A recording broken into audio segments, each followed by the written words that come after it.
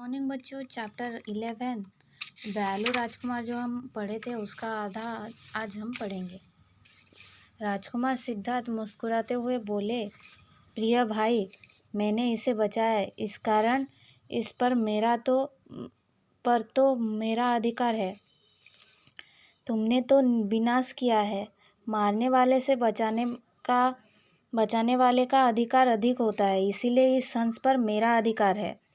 राजकुमार देवदत्त क्रोधित होकर वहाँ से चले गए। उसने राजा से शिकायत की। राजा ने सिद्धार्थ को दरबार पर बुलाया।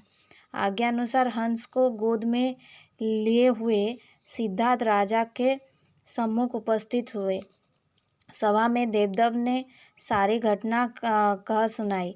महाराज, सुबह बाग में घूमते समय मैंने इस एक हंस को आकाश में उड़ते हुए देखा। मैंने उस पर बाण चलाया। हंस घायल होकर नीचे सिद्धार्थ के सामने गिर पड़ा। सिद्धार्थ ने उसे उठा लिया। हंस को शिकार मैंने किया है, यह मुझे मिलना चाहिए। राजा ने देवदत्त की बात समाप्त होने पर सिद्धार्थ से जवाब मांगा। राजकुमार सिद्धार्थ ने उत्तर दिया, महाराज, उपवन में टहलते हुए यह हंस मेरे सामने गिरा। यह कष्ट से चीख रहा था।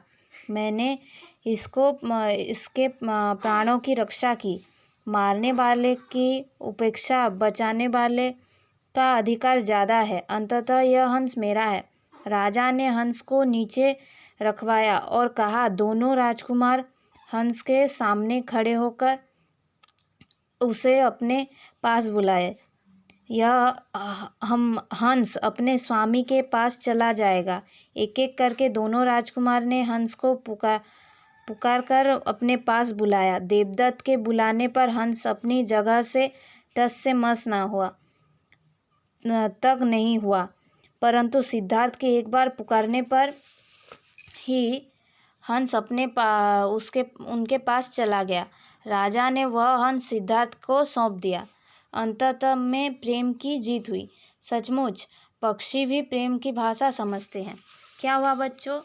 राजकुमार सिद्धार्थ मुस्कुराते हुए बोले, जब देवदत्त बोला कि यह हंस मैंने मारा है, यह हंस मेरा है, तो राजकुमार सिद्धार्थ मुस्कुराते हुए बोले कि प्रिय भाई, मारने वाले से बचाने वाले बड़ा होता है। यह हंस मैंने बचाया इस हंस को, इसीलिए इस पर मेरा अधिकार ज़्यादा है। तुम तो विनाश करना चाहते थे, इस हंस को मारना चाहते थे, तो इसीलिए हंस पर अधिकार मेरा है, ऐसा सिद्धार्थ ने कहा। तो राजकुमार देवदत्त क्रोधित हो गए और वहाँ से चले गए और राजा के पास गए। राजा को सारा कहानी सुनाया।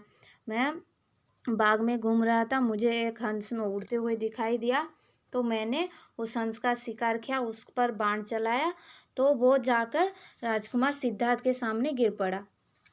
तो मैंने इसे शिकार किया है, मैंने इसका शिकार किया है, तो मुझे मिलना चाहिए, ऐसा उसने बोला। तो महाराज ने क्या किया, उसको राजकुमार सिद्धार्थ को जवाब मांगा। तो जवाब मांगने पर राजकुमार सिद्धार्थ ने क्या बोला, महाराज, उपवन में मैं टहल रहा था, यह हंस मेरे सामने घायल होकर गिर पड़ा। यह कष्ट से चीख रहा था, तो मैंने इसके प्राण की रक्षा की। तो मारने वाले से बचाने वाले का ज़्यादा हक होना चाहिए, ऐसा ही तो होना चाहिए। अंत में यह हंस तो मेरा होना चाहिए, ऐसा राजकुमार सिद्धार्थ ने कहा। तो राजा ने हंस को नीचे रखवाया और दोनों राजकुमार को कहा कि तुम हंस के सामने खड़े हो जाओ। जो भी हंस जिसके पास जाएगा, हंस उसका हो जाएगा। तो दोनों राजकुमार एक एक करके पुकारने लगे। जब राजकुमार देवदत्त ने पुकारा तो हंस वहाँ से हिला भी नहीं। जब राजकुमार सिद्धार्थ ने पुकारा तो हंस उनके पास चला गया। तो राजा ने हंस को सिद्धार्थ को सौंप दिया। अंत में क्या हुआ, प्रेम की जीत हुई, कि जो प्रेम करता है उसकी जीत होता है। सचमुच पक्षी भी प्रेम की भाषा समझते हैं। पक्षी जो भी होते हैं वो भी प्रेम की भाषा समझते हैं।